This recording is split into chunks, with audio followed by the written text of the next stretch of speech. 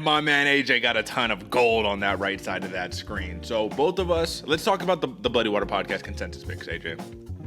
Hanato Moicano, Randy Brown, Natalia Silva, Makwan Murdoch, that fight ended in no contest, so it doesn't count, and Gilbert Urbina. So if we're talking about consensus picks, I said on the pre-show we do pretty damn good.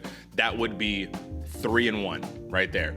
Is this a revisionist history looking back for the Gilbert Urbina pick? Is that a gimme back, or was this a weird night at the office?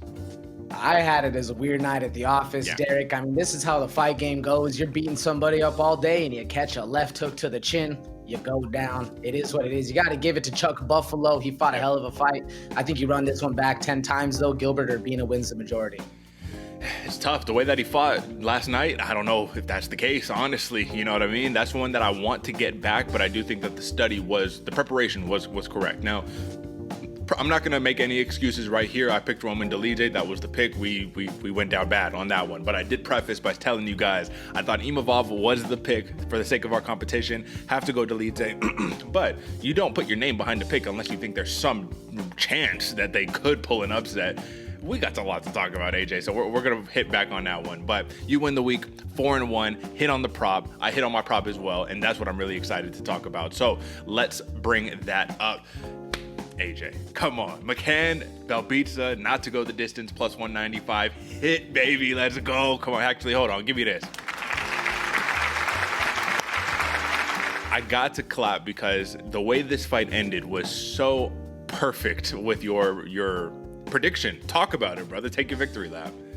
Man, I was telling you, folks, this right here, did not go the distance. Yeah, plus 195, but I said it in the pre-show, folks. If you're willing to bet on Molly McCann, it was something like plus 230 or something on the finish on the exact same prop. Molly McCann showed up. I was excited to see it happen, man. And when you rip somebody's, basically dishinge somebody's arm, nothing but a fun night for the other fighter, man. So yeah, no, this was a huge pick. I hope you guys made some money. I hope you listened. And if you did, you need to hit that in the comments. Make sure other people know, because we're out here winning money. And even on Derek's prop block, man, Luana Carolina had a hell of a fight. Derek, tell me about it.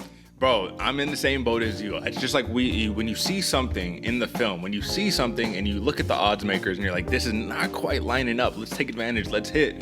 I figured Stoliarenko, if she's going to win, she's going to submit Luana Carolina, and it's going to come early. Well, there were submission threats throughout the entire fight. But the point is, Carolina, aside from going viral from getting knee barred by Ariane Lipski, she don't get submitted much, man. Cashed in on the plus 115 underdog. 3 in a row for me to start off the year. 2 in a row for you, AJ. I love our odds. I love our prospects. We're not going to take any more time victory lapping.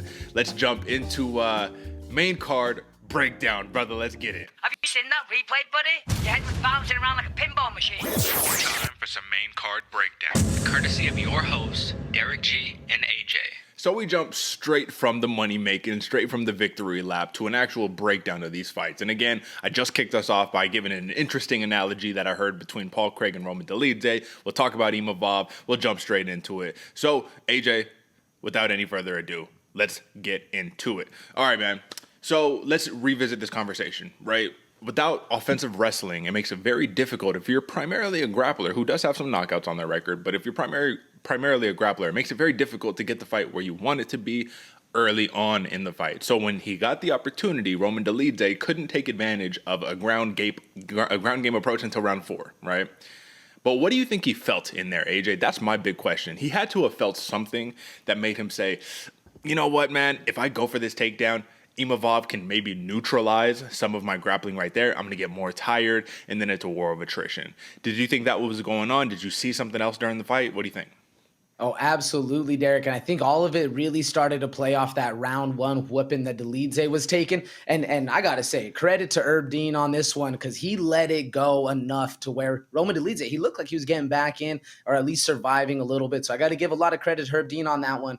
But I do think that first round 1 and the gas tank depletion really started to get with Dolidze. And then when he pushing up Imavov against the fence, not only does he have the speed disadvantage, he's tired, but then he starts to feel like, man, I guess this guy's actually a little stronger than I thought. I don't feel comfortable shooting to the hips, getting to the knees, putting him down, because if this guy gets back up, my gas tank is completed. I almost got finished in round one.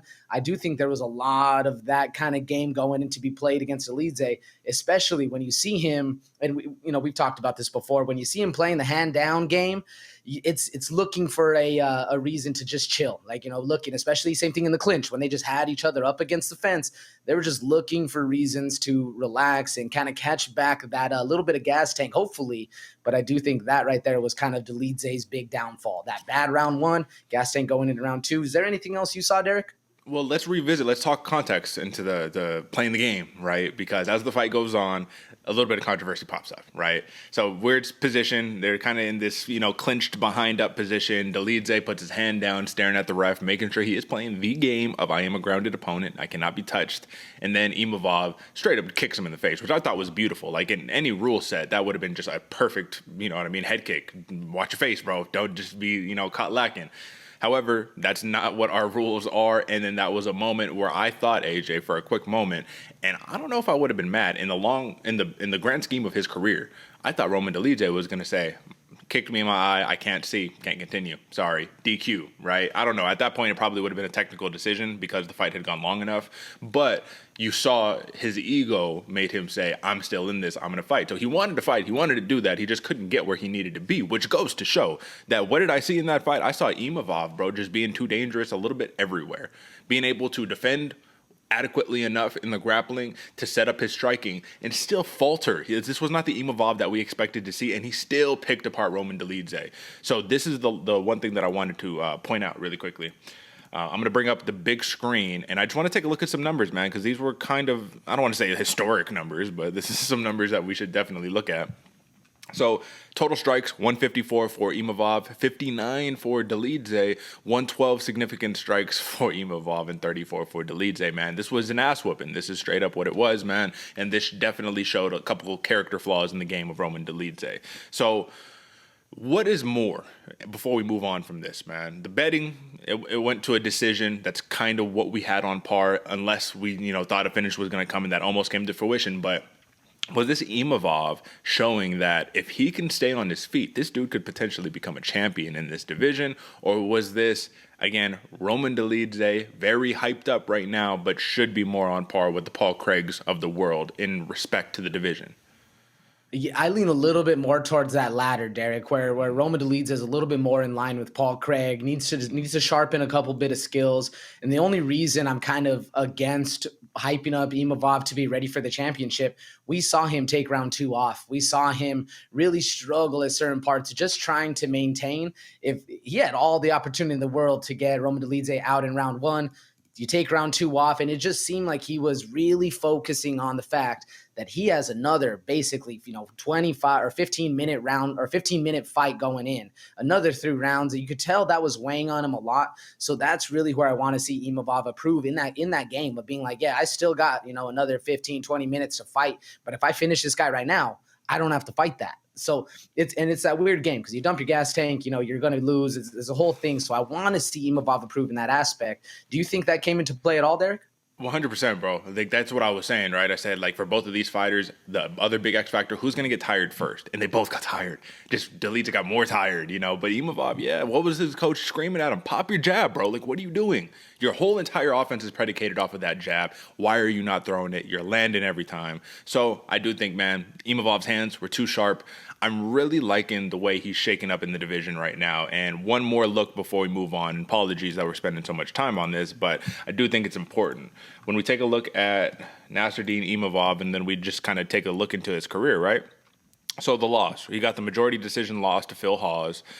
3 in a row, lost to Strickland, no contest, back on a win. I think that in the grand scheme of things, you look at it, man, this dude, besides the big losses right there, I think he's shaping up to start making a run in the division. So let's just make a prediction. And you can definitely be on the other side of the spectrum. That's totally cool. Do you think that 2025 ends and Nasruddin Imavov isn't a top 4 fighter? Ooh, yes, absolutely top 4 fighter. I thought you were going to go for championship, Derek. There's where to have a little bit of pushback. But no, at 2024, maybe even 2024, not necessarily 2025, we'll see Imavov jumping up that rankings very highly. Top 5, top 4, I could see it, man. All right. Well, big win by Nasruddin Imavov. A majority decision. They did give a 47-47 because of the point deduction, which came off of that head kick, by the way, folks. So, listen, big things in store for Imavov. It's interesting. I kind of want to see a Dolidze-Paul Craig matchup at this point. They're both in the middleweight division. Let's run it. I don't know. Let's move on, AJ, to the co-main event. Money Moicano. We talked about it, man. This dude is hot on the mic, and when it comes down to MMA, he is a mixed martial artist through and through. That's how he won the fight. Drew Dober had him hurt early, man. We know when you have a guy in front of you, Uber Chad, bombs in the hands, ready to destruct at any moment, that you have to mix up your game. You have to do something different. And Moicano went straight to the well with his grappling, with his jiu-jitsu. And the thing that I had a little bit of a bone to pick about here, AJ, is the referee, man, was a little quick, hey, move positions. I think this was Herb Deem or Mark Smith. I don't recall off the top of my head, but the point is he would get to like a half guard position, controlling steadily, a couple rabbit punches, and they're already like, all right, you got to work. And I'm like, yo, you want him to stand up so he can get knocked out. That's what you're trying to do. I was having a conversation with my buddies last night, and my question to you here, AJ, is do you think that even in the sanctioned sport of mixed martial arts in the UFC, there is an onus to say, hey, this is a sport and it's all fair, but this is also entertainment. So you need to stand up because we don't want to see a fantastic matchup like this buried by just boring, clinching, half guard, just kind of stalling in the grappling. Do you think that that's going into it at all? Yes, Derek, absolutely. I think that the entertainment factor needs, and unfortunately that is the case. Like it needs to be there because if you want to put butts in seats, you want to get eyes on the TV, it has to be exciting. It has to go. So I can see where the movement comes into play. But what that really means is it comes down to the fighter that wants to control and dominate to actually get that going. You know, it is rough because I do agree with you. The ref was a little fast on making a move and making him switch positions and stuff. But to that same aspect, if Drew Dober or same thing on Moicano wants to keep the other fighter down, he needs to be doing damage and he needs to be progressing his position to keep that going. Because I'm all for excitement and you know the big flashy strikes and everything. Don't get me wrong, you know I love striking here, folks. But at the same point, if a guy is able to hold you down, that is your duty to not let that happen and to advance a position and really cause some damage. And at the end of the day, that's what we're looking for is damage, whether it is on the feet or on the ground. So I do think those both kind of come into play there. See, one thing that I'm going to say that a lot of people I think don't understand if you have never grappled or anything like that is Drew Dober, oftentimes he held Moicano in this position that we call lockdown. So you're in a half guard position, they have your legs tangled up and they put their leg underneath your foot. So it's literally like you cannot get your leg out of it.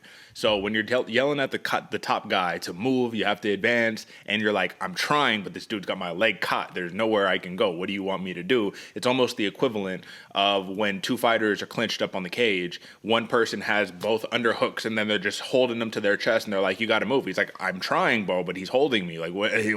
I just think that part wasn't respected enough. But either way, this was a fantastic fight, man. This was bloody. This was back and forth. And folks, we can give you premonitions. We can give you the preview stuff, but there's a lot of stuff you have to capitalize live odds.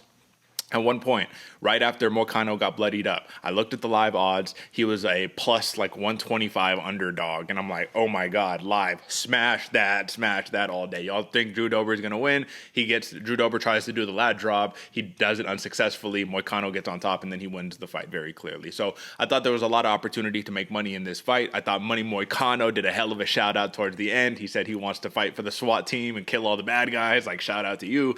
But with that being said, aside from that, man, what's the prospects of Moicano moving forward? A quick sentence. Where do you think he goes next? Ooh, I don't think he jumps up that much, Derek, unfortunately. I do think it was a great fight. There was a lot going there, but I think around the same area that Drew Dober's fighting in is where we're going to see Moicano fight another one. Yeah, I think if he keeps talking big on the mic, though, he's going to set himself up for some real big opportunities right here. So I'm hoping we see something cool. I know he just did a major call out, and I feel so bad because I forgot who he called out. Do you remember? No, I was trying to think of it too. I just remember him shouting that for like a madman. Get excited. The Hangman, Dan Hooker. That's who he called out. He says, I want to fight the Hangman. That would be a hell of a fight. That'd be an interesting scrap. Two tall, lanky guys. All right, big win by Money Moicano in our co-main event. And to get to some real action right here, man, this was the rebooking. The Rude Boy, Randy Brown versus Muslim Salikov. And AJ, in the beginning, I was a little concerned, right? Because This was an interesting one to throw money on. Randy Brown was a heavy favorite, so there wasn't a lot of value in a money line ticket. Like at close, I think it was like a minus 285 favorite. There wasn't a lot of value right there. Salikov came in strong, leg kicks, and I was like, oh, he's flattening the tire, AJ. He's flattening the tire. This is not good for Randy Brown. He can't keep the distance. But he read him like a book, bro. Hit him with that 1-1-2. Double jab, right hand down the pipe. As soon as that happened, you knew it. You knew it was over. And it was sad that he had to give him the delivery punch, that little extra one on top, icing on the cake right there. But Rude Boy needed this, cashed in on the plus 525 TKO prop. I'm a little upset because right before the fight, I did decide to place a decision prop, Randy Brown plus 125. I thought that was going to be it. But you love the win either way. We got the win on the board, Randy Brown money line. What do you think of the fight? I thought it was great, Derek. Very clinical, very technical. And the fact that you hear Rude Boy tell his coaches about 45 seconds before, I see it. We just knew something crazy was gonna happen, man. And credit to Solikov too, man. If you're gonna be popping jabs in the face all day long, the best way to counter it is with a nice leg kick, like you said, flatten that tire. The only problem is once you start doing it 5, 6, 7 times, Rude Boy starts to really read it. And man, he cut just the most beautiful angle and striking with that 1-1-2, man. Brought himself in closer to where his power is gonna hit harder. Still kept his guard high, bro. It was a very beautiful technical striking. I love to see it in the Rude Boy. Absolutely, bro. And you take a look at some of these numbers, man. I mean, this was not a long fight, but you saw Randy Brown busy. He's throwing out a lot, but not a lot's landing. And that seems to be the case with a lot of his fights. Salikov was a little more accurate on his end, but 9 of 11 on leg kicks. My question to you, man, is how far can Randy Brown get in this division with that long jab, that fantastic length, big power, if he does not check the kicks? Not far, Derek, man. It takes 2, 3 good ones to really shut down that power, especially if you're looking to blitz in on the jab like Randy Brown does, man. He throws that long, lanky jab, but if you can't have any snap to it, especially with how a lot of these upper echelon fighters in the 170-pound class actually crack on those kicks, I don't see it being that fruitful at all. Yeah, bro. I mean, that's the big thing. That's how you shut down the jab oftentimes, man, is you flatten that tire, you take away that leg, and now they don't want to put that weight on it. So now it's just a little soft pop jab, which is cool. It still works. You could still set up offense that way. But I'll just say this, man. You needed that type of knockout win. Let me just show it one more time because I was debating if I wanted to. Let's look at the last time that the Rude Boy got a knockout victory, bro. And you have to go down, man. He's knees and punches, 2019. This is why I think when he got interviewed, you could feel the relief. You could feel it, man. He straight up was like, yo, listen, I needed this bad, bro. So he's, I think, saying, you guys have seen me, but you have not seen what I am truly capable of. And then he made the best remark, I thought, which was, if I could just show y'all what I do in the gym here on fight night every day, y'all would think completely different of me. I've always been high on Randy Brown. I think this dude is going to do some massive things, and I think he's going to win us a lot of money here in the future. So shout out to the Rude Boy. Muslim Salikov, on the other hand, very valiant performance. But then again, don't forget, man, and I'm not using this as an excuse, 39 years old, though. You know what I mean? Like, that window is shrinking a little bit. So big win for the Rude Boy. Anything else on this one, AJ? I only wanted to comment on that because what blew my mind, Derek, you have Daniel Cormier, no disrespect to DC, one of the greatest to ever do it. He said Muslim Salikov still has a long time left in this game. The man's 39 years old.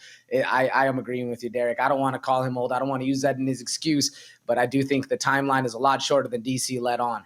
Yeah, let's just say Randy Brown has that long window. Maybe he was mistaken. Maybe he switched them up. But either way, big win right here. Now, AJ, this is the big one right here. This is the diamond of the women's flyweight division. I will continue to say it. Natalia Silva just passed the biggest test, arguably, of her career with a pretty standout, pretty dominant victory over Viviane Araújo. Now, what was my big preface on this?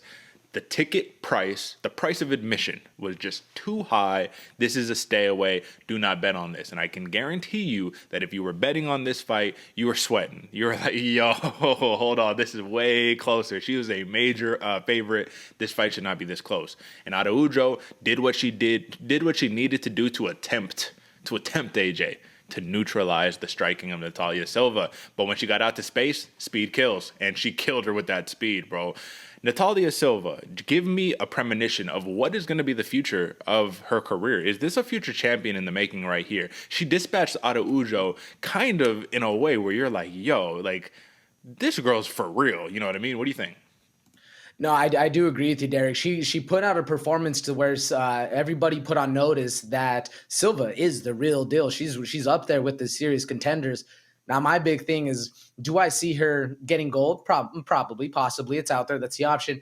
But what I really see is her making a lot of money, staying in the UFC continuously, fighting the upper echelon, and maybe not getting there, because we see it happen all the time in the women's divisions where just that top five just continuously fights each other back and forth. But with the way Natalia Silva fights, I see a lot of bonuses. I see a lot of eyes on her, and I see a lot of media going to this girl, endorsements, sponsorships, whatever the case is. So right there, that's what I think is going to be the golden ticket. Maybe it gets you to the belt, maybe it gets you to one of these in the actual UFC, but I do think Natalia Silva is going to be more so of a star that is being pushed up and being driven going forward here in the next 3 years. And if the belt happens, it's even better for her, but I do see a lot of money being made by her. I agree. I definitely think that the UFC could capitalize from like a branding perspective right here. But I think more than her persona, more than her brand and her image, what speaks the loudest is her performance, bro. So let me just pull this stat up right here. This is what I thought was nuts, man. Look at this. Longest active UFC win streaks in the women's flyweight division. Erin Blanchfield 6, Manon Fiorot 6, Natalia Silva 5, Macy Barber 5, Ariane Lipski 4. This is a hell of a group to be in. Now, Ariane Lipski is the one where she's having a career resurgence, but like everybody else, you consider as either title ready or right on the cusp. Macy Barber's right on the cusp, but these two, that they should be basically fighting for a title next. So to join that company, I think is really interesting, because if you take a look at what she's doing, she's dispatching people, finishing people. She wasn't able to finish Araujo, but who does finish Araujo? So the big question ultimately becomes here, man, if she just beat number 7 that easy, what's the next jump? You probably can't even give her 2, 3, 4, even 5, maybe. I don't even think you can give them any of that. Let me pull up the rankings really quickly so that, and we always do our ranking review, but this is not what we're going to do for that one. I'm just going to pull it up just so we can kind of see like where are we putting her, man. So this is regular flyweight. Let's move to women's flyweight. All right. So can't give her 1, can't give her 2, or those are my rankings. Sorry. Can't give her 1, can't give her 2, can't give her 3. I guess she could fight what if she fought the winner? Who's Caitlin Chikagian fighting next? That's a good question, Derek. I'll pull it up real quick. I really think that Natalia Silva is going to put herself in a position where she has no choice but to fight the biggest, baddest fighters of this division, and she's going to go on a fantastic run. But I do think that we're also going to see some of these moments where there's like potential exposed situations. Look at the first round of the fight. Silva was it just seemed nervous, jittery, had to get all of that out. Once she felt what Araujo had to offer and all that good stuff, she got comfortable in round 2 and really let the offense go. So we're going to see more of that. I don't want them to rush her up the rankings too much, but I do think that it's nice to have these fresh breaths of air, life in this division that has been stagnant for so long. Would you agree? Oh, absolutely, Derek. Absolutely. And that's why I was saying the comment before, as I think she's really going to stay in this top 5 situation for a while, really shake things up. She's going to have to prove, that she can be in there with the big dogs. And to answer your question earlier, man, Caitlin Chikagian, the blonde fighter, is going to be facing Macy Barber here at UFC 299. So that right there, man, throws a massive wrench into where Natalia Silva is going to be fighting. Because you look at that, like you said, I don't want to give her number 1, don't want to give her Erin Blanchfield number 2. Manon Fiorot, maybe. I mean, that's a hell of a fight. Caitlin Chikagian's fight, Macy Barber. You got Jessica Andrade, which is a hell of a fight.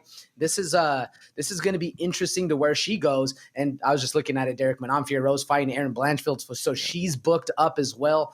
It's going to be a hard road, I think. That's it. And I know Andrade is currently booked as well. I don't remember who she's fighting, but the point is basically everybody in this top 5 is booked. Dana's already said that they're going to do the trilogy with Alexa. So Natalia Silva is in kind of a good spot because she could just play the waiting game, but kind of a bad spot because we know what happens for those who play the waiting game. So we'll see what happens next, but this was a big win. She did cash in on the -135 decision prop. And folks, if you were gutsy enough to go for those, and you hit, but just know that we chase value here, and there's very little value to be had, especially when you have the potential upset in Araujo right there. So big win for Natalia Silva. Excited about the prospects of her career. And let's move right on along to arguably one of my favorite fights that was on this main card that ended in a historic way. Alishab Hizraev versus Mahmoud Muradov. It ends in a no contest. Historic, eye poke, right? Historic in the sense that it happened so quickly. 11 seconds is all that it took. As soon as they started to open up with some offense, Hizraev hit him with the John Jones. eye, or it was a finger straight into the eyeball. It looked bad. Murdov couldn't continue. And AJ, we really don't have anything else to talk about for this matchup. Do you have anything here? First punch, you throw it with your hands out, your fingers out. Yeah, you catch a guy in the eye. It was this was one of those ones, like you said, Derek. I was looking so forward to seeing two basically titans of smash get after it. And yeah, unfortunate. Yeah. So yeah, I don't got anything else on that one. I hope they rebook this, bro. I thought that this was going to be a fucking banger of a fight, man. And then I just felt bad for his rev, even though he's the one who he committed the foul. Bro, I'm excited to see this guy. He's going to be good. You know what I mean? We need to see him back in there. Rebook this ASAP. All right, let's move on to the opening bout of the night. This was the biggest shock of the night here for me, but it wasn't a shock entirely. Gilbert Urbina comes out against Charles Radke, and Radke just puts it on him, bro. From bell to bell, it was an absolute clinic. Opened up with the hands. The Chuck Buffalo says, I'm here to put power on you. You want to play the teep game. You want to play at range. You want to skirt against the cage. I'm going to walk you down. I'm going to cut you off, and I'm going to hurt you. And that's exactly what he did. Now, I asked you this question in the beginning. I'm going to rephrase this question. I thought Gilbert Urbina did everything that Charles Radke does, except better. That's why we talk neutralization. That was for the film study. Clearly, I was wrong right there. Like, not even close. I was in another stratosphere. But sometimes what happens is you don't show up on fight night. Something is going on in the training camp. You get the pre-fight jitters. You show up in the gym, but you don't show up there in the actual cage, and your opponent capitalizes on it. Or your opponent got a chip on their shoulder, and they said, I got something to prove, and I don't care who you are, I'm going to put it to you. Was this an overperformance by Charles Radke, or was this a underperformance by Gilbert Urbina? That's a great question, Derek, because I don't want to discount Charles Radke. I don't want to discount the Buffalo, man. He showed up, and he put knuckles to chin and did really, really well at it. Like you said, cut off the cage, had all the aggression, but I do think Urbina underperformed a little bit, at least in what he does best and what he does better than Radke. Because, man, it just looked like he was just a little off, man. Or maybe, and this could be the credit to Charles Radke, man. Maybe the power cracked a little bit, and Urbina starts thinking like, oh, shit, I thought I was going to be the stronger one here. Ends up you're not. You're not the faster one anymore. You thought you had every aspect of this guy covered, and first punch you get cracked right away. Maybe there's some gameplay to be had there, but I do think it was a little bit more of a underperformance by Urbina going forward, man.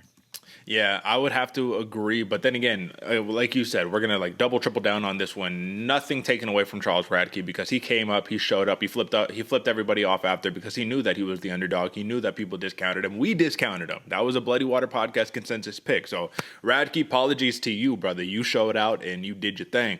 But again, I just felt from the beginning of the bell, man, I saw Urbina come out, and it just didn't feel like it was the Urbina that we saw against Orion Kosi. But that's the other thing, too, is a lot of people were saying, how much can you take away from that performance, given how Kosi's career has kind of panned out, right? So maybe it's just a matter of you fought somebody who was actually on that UFC level that was, like, ready, that to put knuckles to chin, bro, as you just said. So big win to the Chuckalo, goddamn, the nickname Buffalo Chuck. There we go. Buffalo. Yeah, what I call him, the Chuckalo. Goddamn it. Hey, listen, all love to you, brother. All love to you. All right, man. That is ending our main card right there.